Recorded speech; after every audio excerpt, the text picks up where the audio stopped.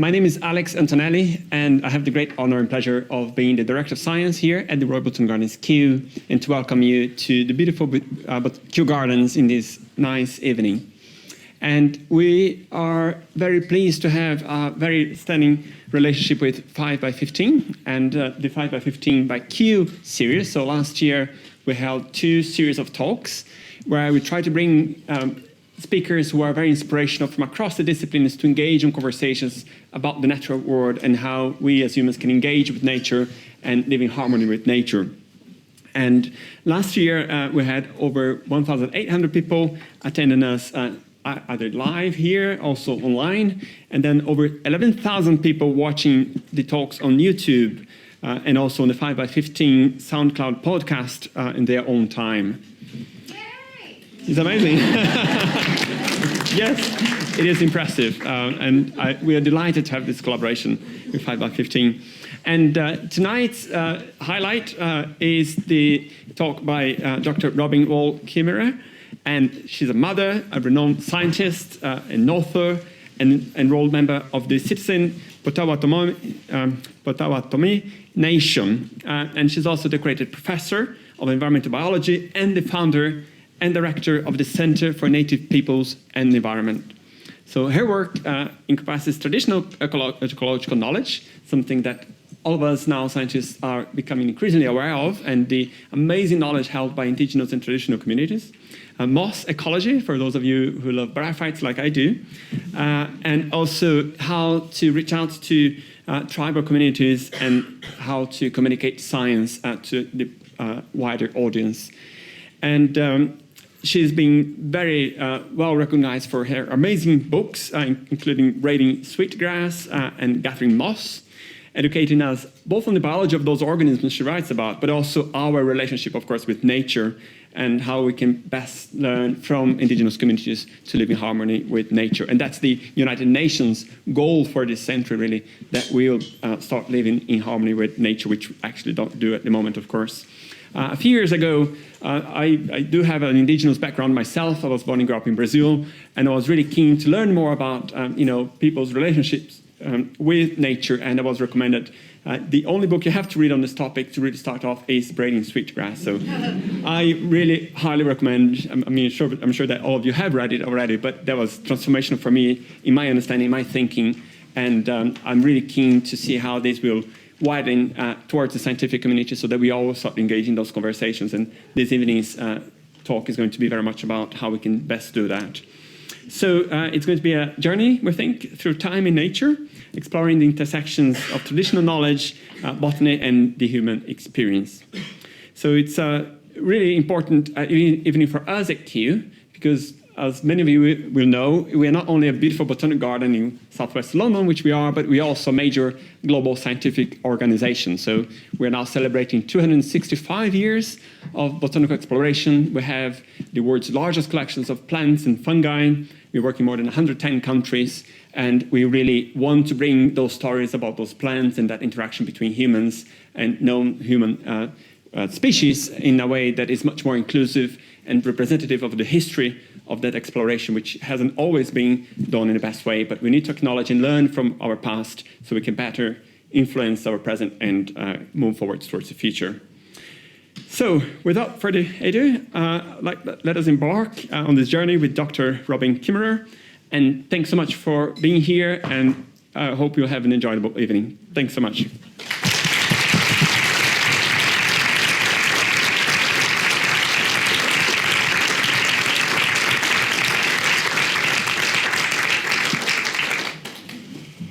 Ani bonjour and dinwe morgen adok. Shabadaski gish kokwene deshnakas. Budwe wad mikwenda, megaze dodem, minwa mako dodem. And in our beautiful Potawatomi language, I tell you that my name is Light Shining Through Sky Woman. I'm a member of the Bear Clan and also of the Eagles. And I'm just a beginning student of my language, but we are told to speak it whenever we have the opportunity, to breathe life into that language. So thank you for listening. It's also part of our traditional protocol that we always begin any gathering with gratitude. And so I'm imagining you have all had busy days. So let's just take a minute. Let's just take a minute together to think back to this morning when we first put our feet on Mother Earth, that we had everything that we needed. We had that first breath of morning air. We had a drink of cool water. We had food, the companionship of clouds and birds and trees and one another, and the comfort of the purpose of our lives. I also want to give great gratitude for the opportunity to be here at Kew. When I was a baby botanist, I first heard about Kew, and it had always been my goal to visit here, and this is my first visit. And oh my gosh. So thanks to all of you who made this possible. As I said to somebody today, I think I've almost run out of wow. So it's really been wonderful, and I thank you so much for that. I also want to say that where I come from, and I'll tell you a little bit about that in a second, we almost always begin gatherings like this with what we call a land acknowledgement, where we take a moment to recognize that as a scientific educational institution, we are occupying someone else's homeland. Right? And so we think about that unpaid debt of land and history that we owe. And so here at Kew, the way it felt right to me to think about a land acknowledgement is to think about the ways in which Kew, in its exploration, in its complicated history of extractive colonialism, has had outcomes that we grieve. And so to take a moment to also acknowledge those. And to acknowledge that in my time here at Kew today, I heard so many examples of people working in a decolonial context to try to heal those harms, to reach out and to bring the benefits of Kew and botanical exploration to the world in service to justice. And so I'm really grateful for the stories that have been shared and the seeds that have been planted in that regard. We all have to begin that decolonial work and to encourage it and breathe life into it. So all my commendation for the work of decolonization that is beginning.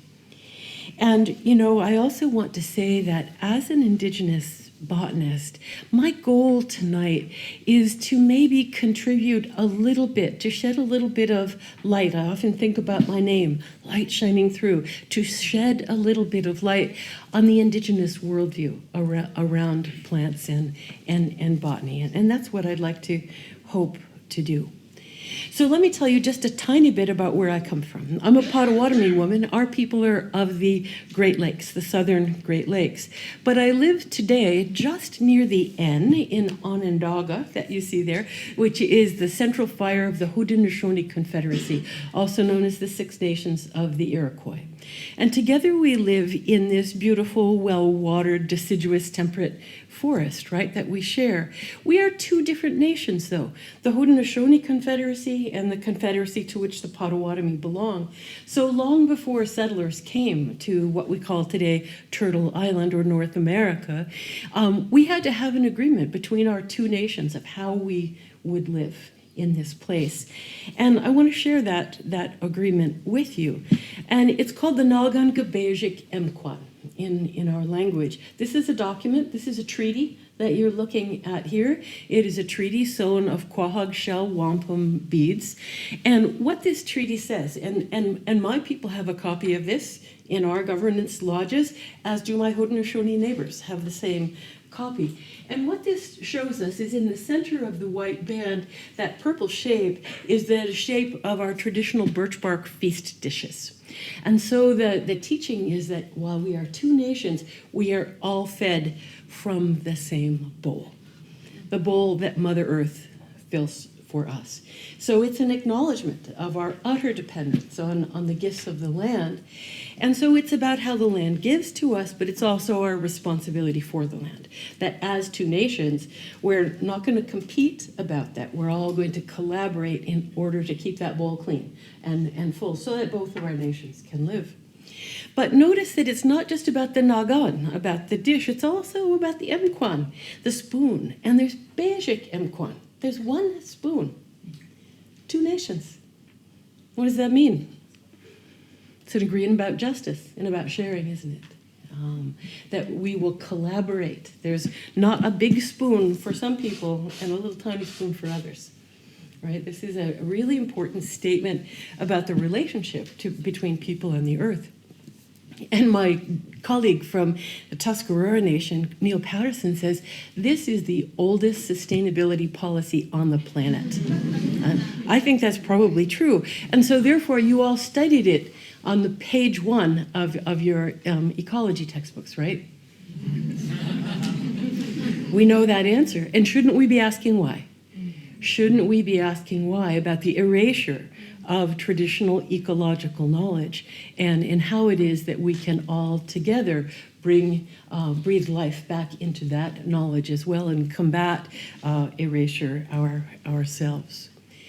So, while we give thanks for all of these gifts of Mother Earth, almost all of us also find ourselves embedded in institutions and in an economy which is relentless, let's be honest, in saying, what more could we take? What more could we take from the earth, despite the fact that we're showered with everything that we need? And it seems to me that, of course, it is that question, what more could we take, that has us perched on the edge of climate catastrophe, doesn't it? In the age of the 6th extinction. I think the question that we need is, what does the earth ask of us? What is it that we can do? And this is very much the theme of Braiding Sweetgrass, the theme of reciprocity, of in return for the gifts of the earth, what are we called upon to do? And rarely do we even ask that question.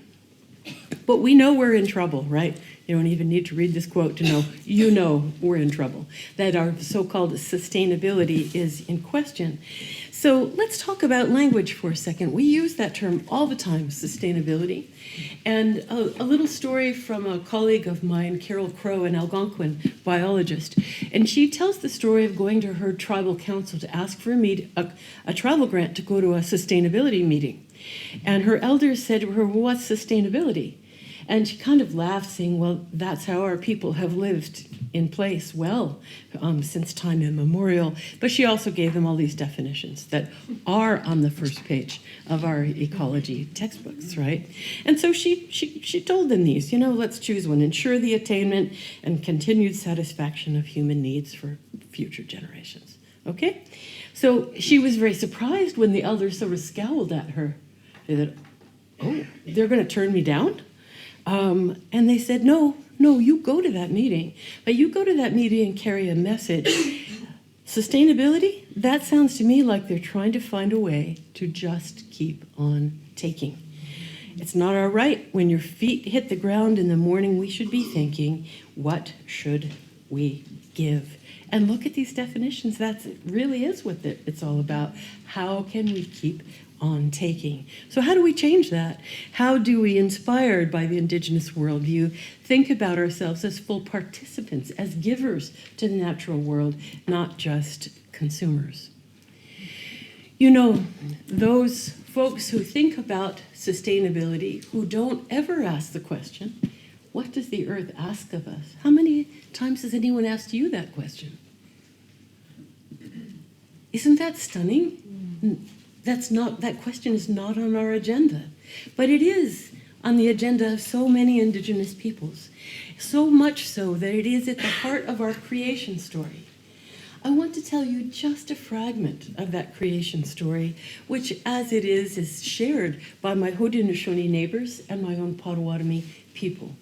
Just a tiny bit of the story. In the beginning, everyone lived in the sky world, where people lived just as we do today. They were growing their gardens and playing lacrosse and raising their children.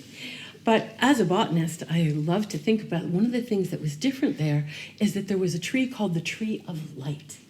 And the tree of light, on it grew every single plant, every berry, every medicine, every root was on the same tree.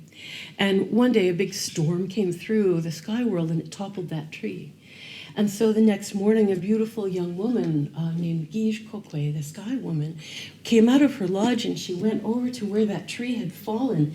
And she saw, instead of seeing the roots and rocks that you would expect in that big hole, it was empty, absolutely empty. It was just black. She couldn't believe it. And so she went over to the edge of that hole to see what was going on. And she started to fall. The earth was crumbling at her feet. So she reached behind her to steady herself on the tree of light. And the branch broke off in her hand. And so she fell. She fell into nothingness, so far from the only home that she had ever known.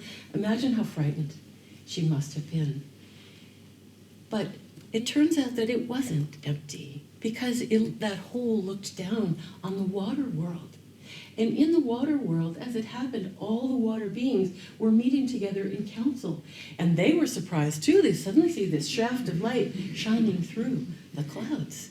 And in it, they see this little speck, and it's coming toward them. And as it comes closer, they see that it's a woman with her arms outstretched. And they've never seen a person like this before, but they rose as one and went up and met her. And they caught Sky Woman in their wings. Imagine the rescue of the helpless human. And they carried her down to the water, where, of course, they couldn't just stay on the back of the geese. And so the turtle, the snapping turtle who was floating there, said, "Let her rest on my back," which she did. And then all the animals came together and said, "Oh, we know what she needs. She needs land. And we've heard about this mud down at the bottom of the water. Let's go get her some. We'll build her some land." And so Loon, our Hmong in our language, the very strongest swimmer, said, I'll go get it. And so he went down, but he came back up and just shook the water off his beautiful plumage and said, "I couldn't do it. It was too far, too cold." And Sturgeon said, "I got this." So Sturgeon tried with the same result. And Beaver and Otter, they all tried, and no one could get this mythological soil from the bottom of the water until only little Muskrat was left, And his relatives looked on pretty skeptically. But he said, "I'm going to do this." And he paddled his arms and kicked his feet, and down he went. And he was gone a really long time, too. He was gone too long, because pretty soon a little trail of bubbles came up and broke at the surface, followed by the limp body of the muskrat, who had given his life trying to make a home for this newcomer, for this immigrant. And when his relatives came around, they opened his paw, and there it was, the little bit of earth. He'd done it. And Sky Woman said, "I know what to do. Give that to me." And she took that little bit, that gift of the animals, and she started to spread it over the back of the turtle. And she began to sing a song of gratitude. Her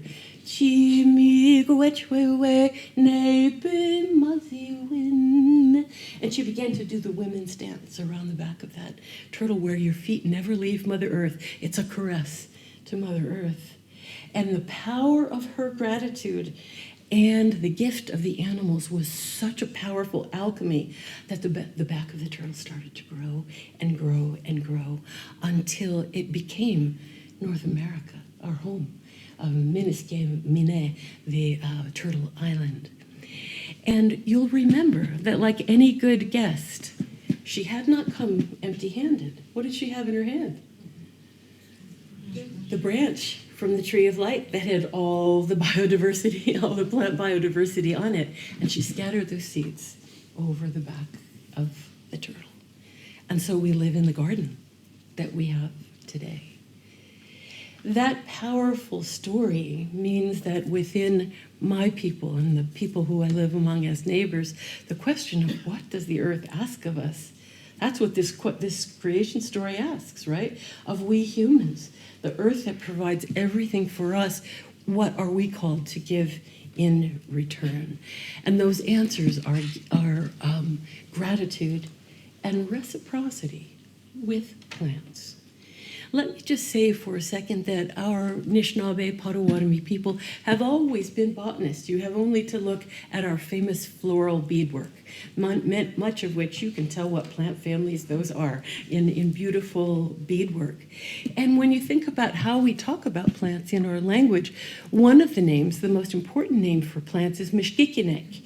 And Mishkikinek doesn't mean plant, it doesn't mean kingdom planta, it means the medicines. All of the plants are called the medicines because they all are healing, both spiritually, physically. All the medicine isn't for us, is it? It's for the other beings as well.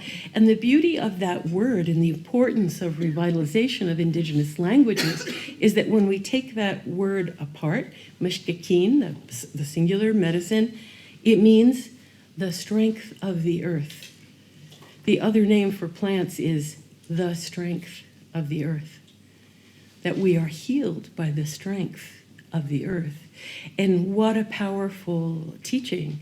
And I wanted to share that with you here in this amazing capital of thinking about plants, to think about the plants as the strength of the earth, for which we owe gratitude and reciprocity.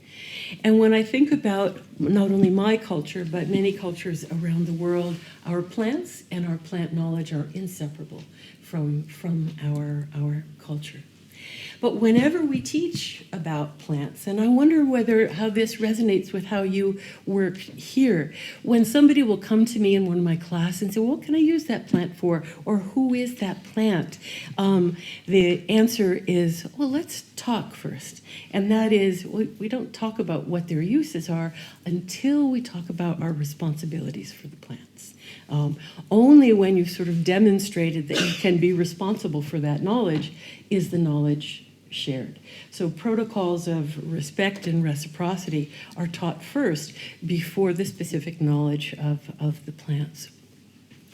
One of the things that, as an indigenous scientist trained in both the Western ways of botany and in indigenous cultures, one of the places that it seems so important to me is to understand that in our indigenous science systems, in our indigenous knowledge systems, we don't just rely on human knowledge. Because remember, we are the newcomers. We are the newcomers to the world. There are intelligences other than our own here, included in the plants and the animals, whose story we just heard. And so, unlike perhaps in a setting such as Kew and others like it, where plants are understood perhaps as objects, as specimens, as for ornament or for commerce and prosperity. For us, our plants are understood as our teachers. That is one of the first conceptions of the plants are here to teach us. They were here before we were. And I mean, after all, think about models of generosity. These are beings who take light, air, and water and turn it into food and then give it away for free. Well, not without its ecological costs. They make medicines and give it away for free. How's that for a healthcare plan? And so the plants are really revered as sort of models of virtue, of who it is that we could aspire to be. And plants are our teachers of what does the earth ask of us. And so I want to share just a few reflections on this particular question. And as the Sky Woman story tells us, human gratitude is a gift that we have. And when we give that deep gratitude to recognize that our lives are totally contingent upon the lives of plants, you have only to breathe to know that that's true, right? So gratitude in this deep way is a really radical act in a consumer-driven society that's always telling you need more, consume more, take more. What if in deep gratitude you said, I have enough, thanks. I live in a really abundant world. It's a radical act to practice that kind of gratitude, and then in return for the gifts that you're given, say, well, what am I going to give back? Not just what am I going to take. We are more than consumers. We can be givers in this indigenous worldview. And one of the most important teachers for me about reciprocity you see here. We saw in our wonderful visit to the herbarium today, we had a look at the database where all of the Hierochloi odoratus were arranged.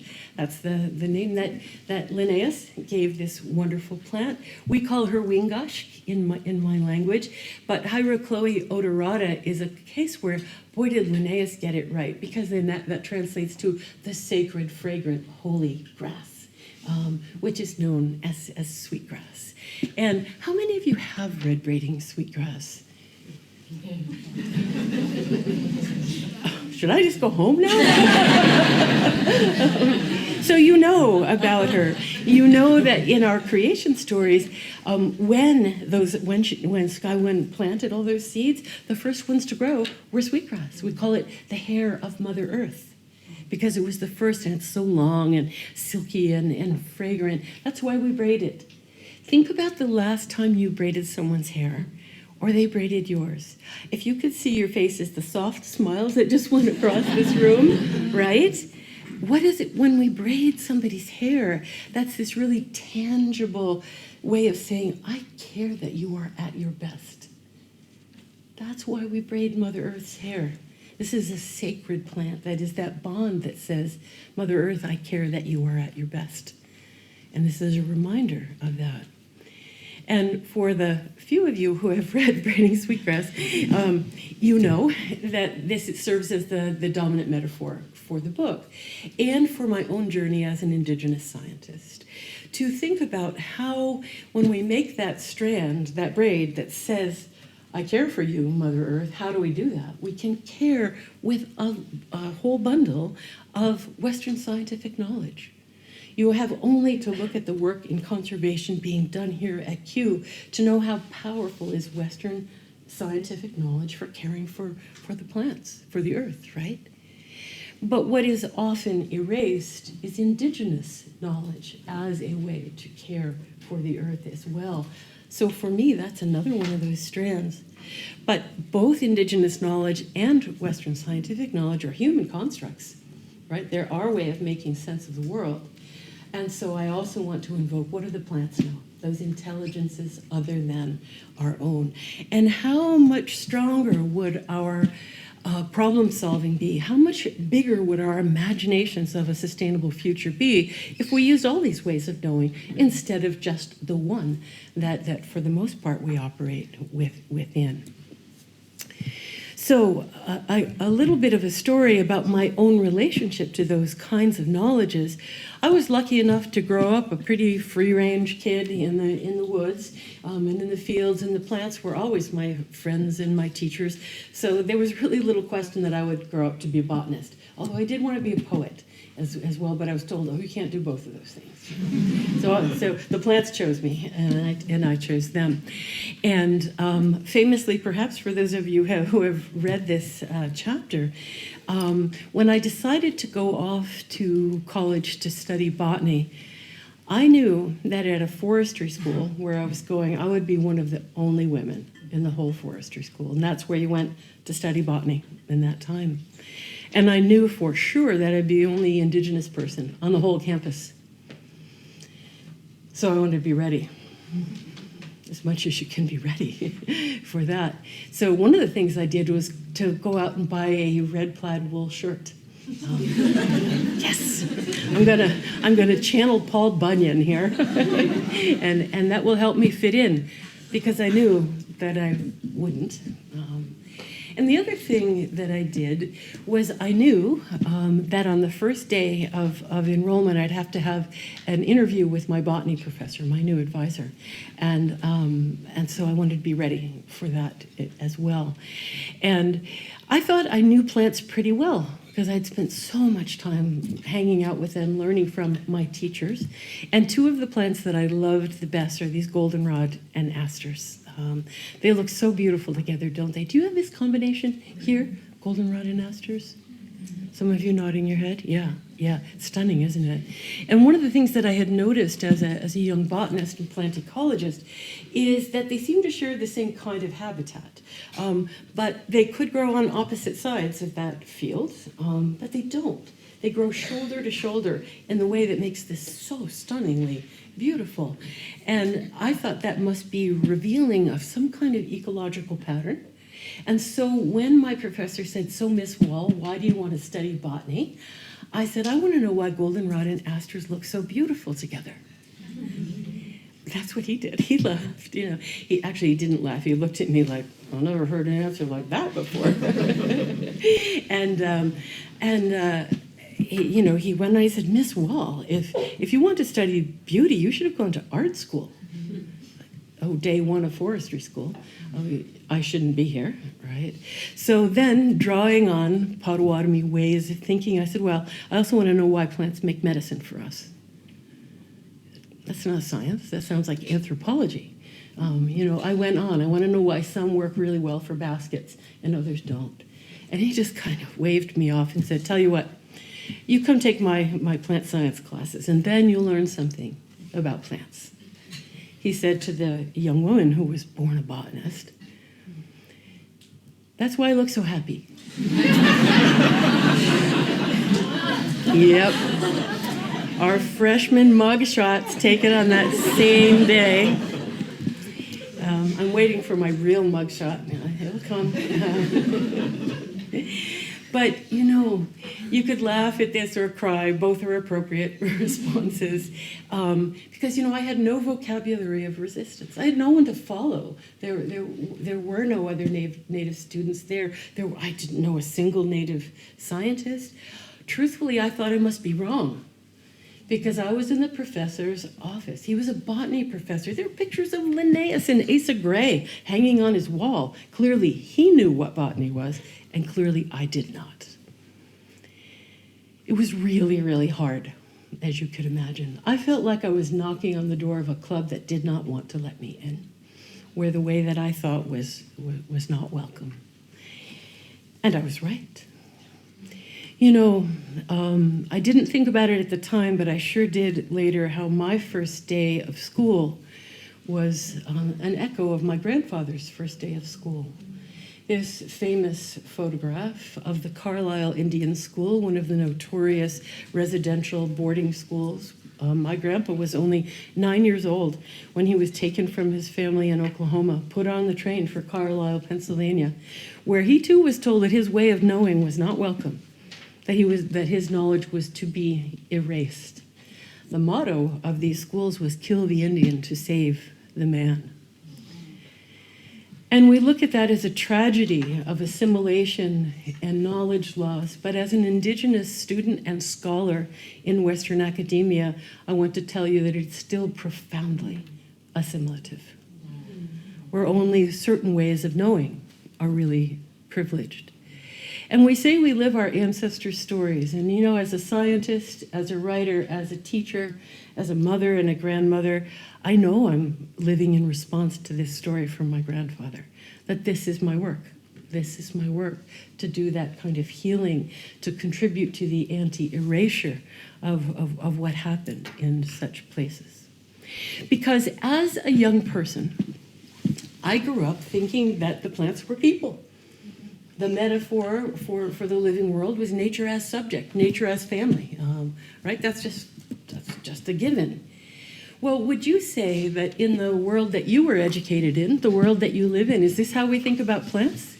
Is this how we think about plants here at Kew? As plants as people, as subject, or the dominant metaphor that we usually think about in the Western world of plants as objects? Ecological objects, in a sense, and the dominant metaphor is not the family, but the ecosystem as machine, and human beings to tinker with that machine and to control that machine. I think it's fair to say that this is a perhaps oversimplified, but generally true element of the Western world and how we think about the natural world and plants. So can you imagine how difficult it was for me as a young Potawatomi student in fitting in to the university, where we don't talk about beauty unless we're in art school. The mission of those schools was to erase Indigenous knowledge and replace it with Western knowledge. And so how can we, again, in this decolonial effort, how can we liberate ourselves from this idea of erase and replace? A question that I want to ask you, because one of the really important agents or the outcomes of these boarding schools was to erase our language. That little fragment of language that you heard at the beginning. There are only 9 fluent speakers in my entire nation. The engines of assimilation did a pretty good job, but they didn't win. Our language is now being revitalized as we speak. But why do you suppose language erasure was so important? That they would create these institutions to erase it, to exterminate it. Let's think about that together. Let's do a thought experiment together. When you think about land in your own culture, whatever that might be, is it safe to say that in the Western culture, we think about land first and foremost as property, private property, right? Which is a bundle of rights. We buy rights to exclude others and uses from land, right? We think about, therefore, land as capital, land as natural resources, which seems benign enough, right? Until you really remember what natural resources mean. Raw materials that if we extract them will become useful to us, right? That's what land is too. And sometimes more gently, land as ecosystem services, those gifts that the land provides for us, like oxygen, pollination, fertile soil, water cleaning, etc. Would you agree that this is the dominant framework in which most of us grown up? This is what land means, right? We don't even question it. This is what land means. Because have you ever been invited to think about land differently? This is what it is. That's erase and replace right there. As a Native person going into a college of forestry and natural resources, that's what I was told land meant. Whereas to me, land was a source of identity. Land is the ones who sustain us. Land is not only my home, but the home of my more than human relatives, not objects or specimens. Land is the connection to our ancestors and to the ancestors that we will become. Land is the teachers. It's literally the library. It's also the pharmacy to heal all of our ills because the land is spirited, because the land is home. And never do we think about land as a place for which we claim or purchase rights, but a place for which you accept moral responsibility because the land is sacred. Is this a way of thinking about land that was part of your education? Was this an option that was given to you? When you compare these two ways of thinking about land, do you feel more at home in one of them than the other? Troubled by one? Embraced by the other? Is land a source of belongings, or is it the most fundamental source of our belonging? So I ask you, as we talk about colonization and decolonization, when you think about those two ways of thinking about land, has your worldview been colonized? Who taught you to think about land as property as opposed to sacred home? What are the consequences of having our notions of what land and plants are? What are the consequences of that for the earth and for each other? And as you think about that, what are you going to do about it? What do we do when we recognize that we too have been colonized? In this wonderful visit to Kew today, which I've been so looking forward to, I feel like I've probably been looking forward to this for the last 60 years or so. So it's a big day for me to be in this wonderful place of so much care and attention for plants. But I'm not going to lie, I am in a way of two minds about an institution of this nature, and you're all nodding your heads because you know why, right? Two minds. On one hand, a repository of all the plants in the world is a place of wonder. It's a place of investigation and protection for plants. It's a place where the plants really are teachers I got to go to the herbarium today to see where specimens were being digitized so that they could be shared with the world. Those plants will be teachers for so many, right? That's of one mind, like, wow, this is amazing. But the other mind, of course, is to understand the consequences of extractive colonialism that also underpins an institution like Kew, right? Where plants were understood primarily as objects of commerce, right? And dominion and imperialism. So it is, for me, a really challenging space to be. And I thank you for the really good conversations that we have had today about that. Because when we are of two minds, to me, that is a very productive place, right? It's like an ecological ecotone, and good things happen there. Well, I better get going here. I am really proud to tell you that right down the hall from where my professor said I should have gone to art school, we now have the Center for Native Peoples and the Environment, where our goal is to bring together the tools of Western science and the philosophical and ethical guidance of Indigenous knowledge and the tools of Indigenous science as well. One of the metaphors that we use for our own learning and research together is this idea, this metaphor of two-eyed seeing. It's a metaphor that was put forward by two Mi'kmaq scholars to say that most of us have been educated as if there was only one way of seeing the world, the Western worldview, the Western scientific worldview. And so when we try to solve environmental problems, though that's the tool set that we're using, but most of us have not had the opportunity to see the world through the Indigenous lens. And so our educational goals are to use both of those lenses, both of those tools, not to privilege one above the other, but so that they can work in complementarity with one another. And this, I think, is where so much fertility and expansion of imagination and problem solving lies, is when we have this intellectual pluralism rather than one single lens.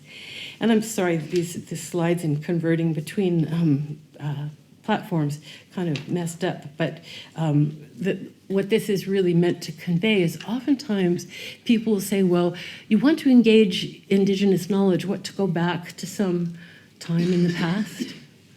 That's not that at all. It's to engage Indigenous knowledge in order to go forward into real sustainability so that we could guide the tools of Western science with an ethos that considers the land to be our responsibility, not our right. And so how much more will we know when we use both of those ways of knowing? This is probably the right time to invoke this report from the United Nations. It's probably on many of your desks here, Kew people, right? In this biodiversity report, it's heartbreaking. You know, this is the one of many that documents the catastrophic decline in biodiversity around the planet.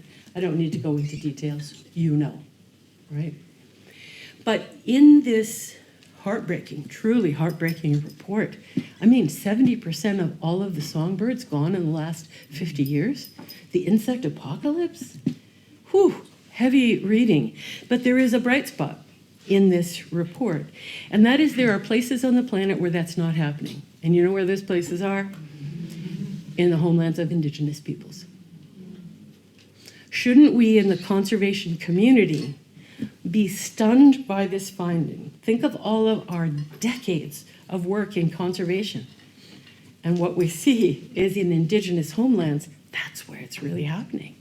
What's that all about? I could talk all evening about this. And I try to teach a class about this, but the short version is Indigenous science, Indigenous land management, Indigenous ethics.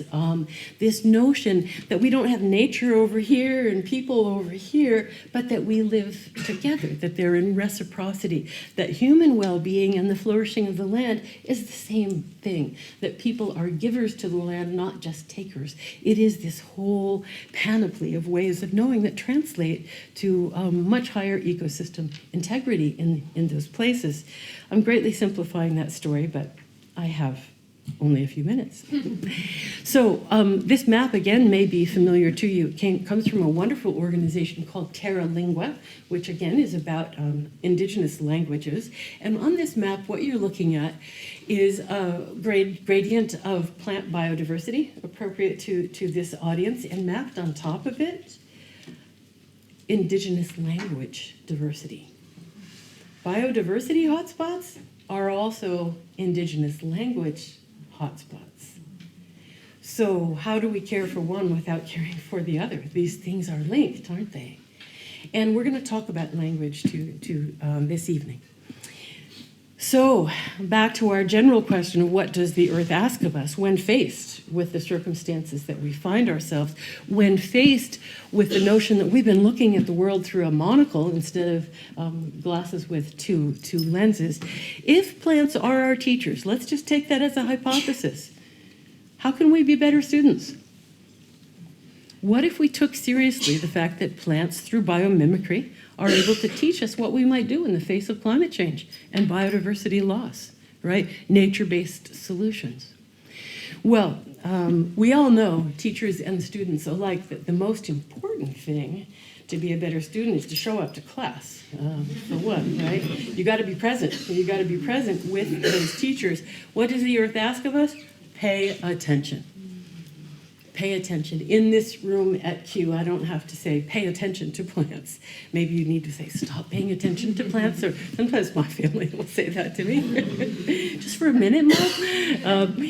But this notion of paying attention is the work of botanical gardens all over the world, because we know, of course, that in the conservation community, it's been documented that there's this phenomenon known as plant blindness. Right? That people just don't really think about plants in conservation, hence deficits in funding for plant conservation, plant protection, etc. One tiny story about this kind of attention. What are we paying attention to? A really interesting study showed that the average American school child, and maybe you can test this here, recognizes 100 different corporate logos. You can probably do it right now, right?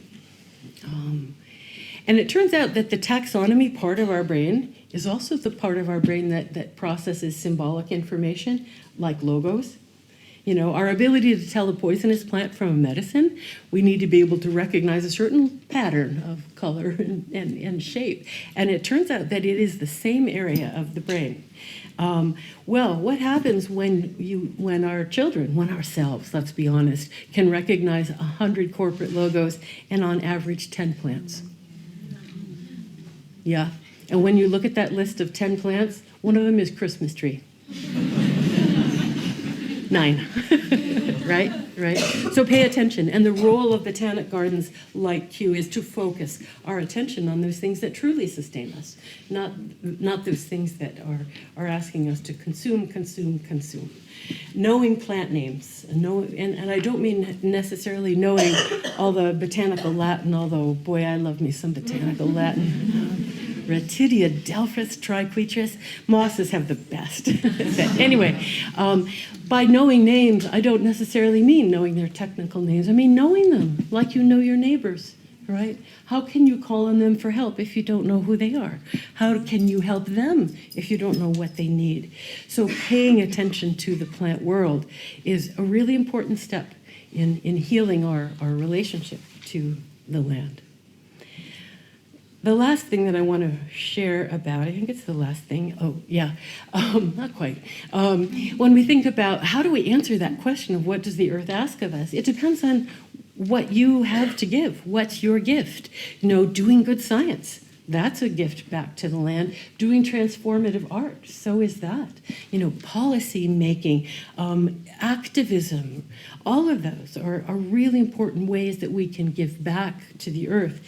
The shorthand that I like to use is, what does the earth ask of us? Raise good children, raise a garden, and raise a ruckus. Raise a ruckus when you need to on behalf of life. And one of this really is the last point that I want to make is about language and how language as a human gift can help us on this pathway toward real sustainability. And let's see what we mean by that. The gift of human language is to take nothing away from the language of chickadees or of orcas, right, or of aspen trees. They all have their own languages and ways of communicating. But we have a very special gift, don't we, in language. Let's think about how it serves or doesn't serve the thriving of life on Earth. We've talked a little bit about imperialism tonight. Have you heard about linguistic imperialism? You know, the replacement, this erase and replace, again, of erasing a language and replacing it with the language of the colonizer, right? It happens all over the world. It is a contemporary tool of colonization. Place names are a good example. But isn't what does land mean also a kind of linguistic imperialism? No, land doesn't mean a sacred home place, it means property. That's a kind of linguistic imperialism as well.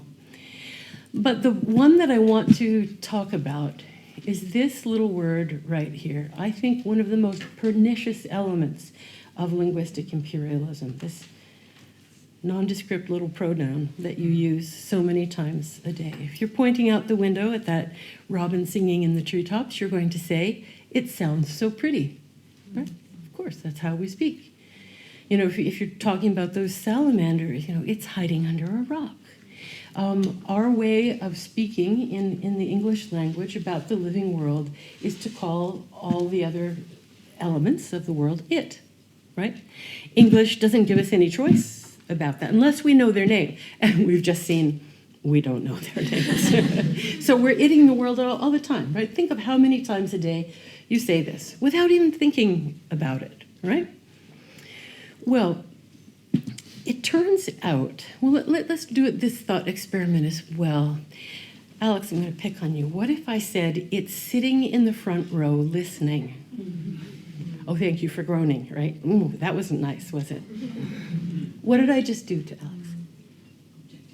I objectified him. I reduced him to a thing. I stole his personhood. I disrespected you, I'm sorry. Right? We would never say that about each other. If my grandma came in here, you know, bringing me a glass of water, would I say it's wearing an apron? I sure wouldn't. Right? But think about it. But we objectify the whole living world. All other beings we refer to as it, as if they were objects, right? It turns out that in the Potawatomi language, it's impossible to say it about a plant. Grammatically impossible. Or a bird, or an insect, or any one of our relatives. We refer to one another with the same grammar as we do our family, because it's our family. Think about this really interesting element of English grammar. We are invited to objectify the world with our own grammar, aren't we? In fact, we must objectify the world. Is it any wonder that English is the language of global business and capitalism? By itting the rest of the world, we can convert living beings to natural resources with a single pronoun. This is what happens when we look at the world through one lens, without knowing there is another way, right?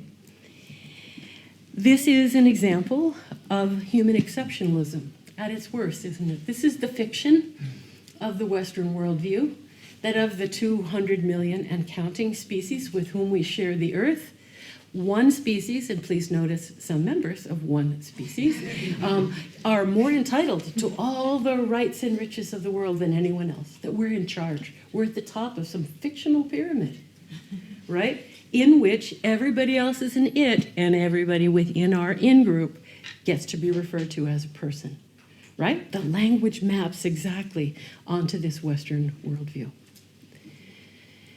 Well, in Potawatomi, we say that we speak a grammar of animacy. We have a different verb for, we heard so many airplanes go over today. I have to hear those airplanes with a different verb than I hear a blue jay calling. Makes it really hard to learn the language. Why? Because we always give respect to those who are alive, and we distinguish those who are not. Every facet of the language is verb-based being. And as a scientist, who I've spent years on my knees before a mossy log studying with my teachers, the bryophytes, and then I write a scientific paper and I have to objectify them. I have no choice in a scientific article. Could we heal the human exploitative colonialist relationship to the living world with grammar? What if we could, inspired by not only Potawatomi language, but this is true in many indigenous languages, although certainly not all, by imbuing English with animacy? This modest proposal to create new pronouns that we could use to speak of the world respectfully as beings. And I worked with my language teacher about this, a wonderful Potawatomi elder. And at first, you know what, he really shook his finger at me. He said, wait, Shavadas Gegish Kokwe. You are trying to tell me you want to create a new form of the English language based on ours to heal them, the people who tried to erase our language. This didn't make a lot of sense to him until we talked about language as medicine. What if our language could be medicine for a broken relationship with the world? And he came around. And he said, well, what would that word be in our language? Well, bemadazi aki. Bemadazi aki would be a word that just means a being, not a thing, and not a he or a she. And in talking about plants, sometimes that makes no sense at all anyway, right? You're just a being. You're a being. And he said it'd be bemadazi aki, a good being of the earth. And I love knowing that that word exists, but I had absolutely no illusions that we were all going to start saying bemadazi aki, right? Not going to happen. But what about the last little bit of that word, aki, which in our language means the earth? That little sound ki at the end is largely unclaimed in the English language. What if we could say Key is enjoying a feast of berries? Why should we be eating our relative the bear, right? Every time we speak of them as property, as object. I don't think we need words for objectifying the living world anymore. So what if, instead of having he, she, it, we had he, she, ki, and it? So you could have an option of speaking about living beings in the world. My students have been practicing with this. They've been using it to write, to give their presentations, and in ordinary conversation. And of course, they say they sort of stumble over it. And I'm like, yeah, that's a little hard. But then they get it, and they say, you know what? In that little moment when I'm stumbling, I really feel great because I'm saying, oh, you're not a thing. You're a being. And it is a little moment of justice, which is worth a hesitation in a sentence. But you know, friends, we're also going to need to create a bigger grammar here, aren't we? We're going to at least need a plural. And one of the ways that we pluralize things in Potawatomi is to add an N. Oh. What if we said kin are flying south for the winter? Come back home, we're going to miss you. What if every time you spoke of the living world, you spoke of relatives? Would we live in the same world that we do today if we called our plant and animal companions kin? I think we would not. So I encourage you to think about this as an experiment, a linguistic experiment. And you know, that experiment is not only a linguistic trick, if you will. It's a philosophical construct. I think these are the pronouns of the revolution, quite honestly, right? To de-objectify the world. But we also need this language for the new landscape in which we live. You're looking right here at a photo of the sacred Wanganui River, right? In Aotearoa, New Zealand, where the Maori people for decades have tried to appeal to the government there to recognize the intrinsic rights to be of their sacred river. The right not to be dammed, the right not to be polluted. And just a few years ago, they won Indigenous leadership led to legal personhood being recognized for a river. Did you know that legal protection for the personhood of Mother Earth is written into the constitutions of indigenous-led governments like Ecuador and Bolivia? We can do that, right? Before the United Nations, there sits the Universal Declaration of the Rights of Mother Nature, for which we're going to need words like ki and kin to recognize the personhood of all being. These are transformative ideas by which we can really start to decolonize our relationship with the world and heal a broken relationship with land. This is the language that we need to fuel the rights of nature movement, isn't it? This new system of law, which recognizes that the living beings around us are not objects for us to possess and to sell. Sorry? People. Peoplehood. Yes, indeed, right. This is a way of not othering anyone. We are all bamadaziaki. We are all beings, right? And as you know, the rights of nature is moving across the world, particularly in what we call Indian country and Native country in the United States, where the Yurok Nation changed their constitution to recognize the rights of a river.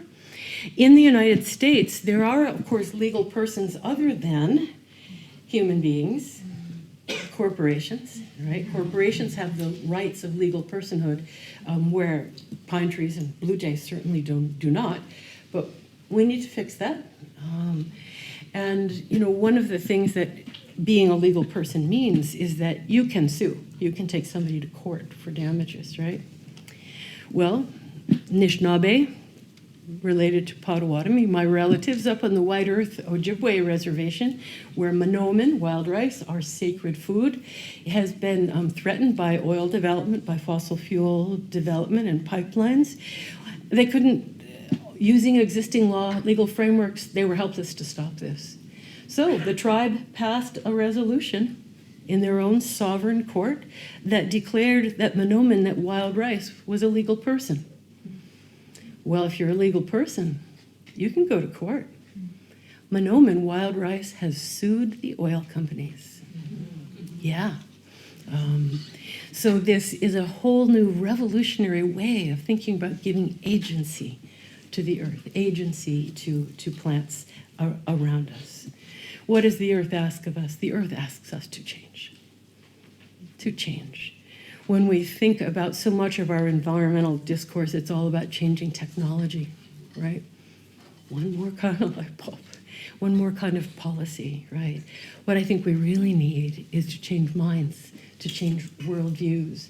And Indigenous knowledge and that two-eyed seeing is a powerful way to move us away from this fictional pyramid of human domination of the world to the kin-centric worldview of recognizing that we are all members of the democracy of species. Mi'iu Bizendawieg, thank you for listening to Miigwech.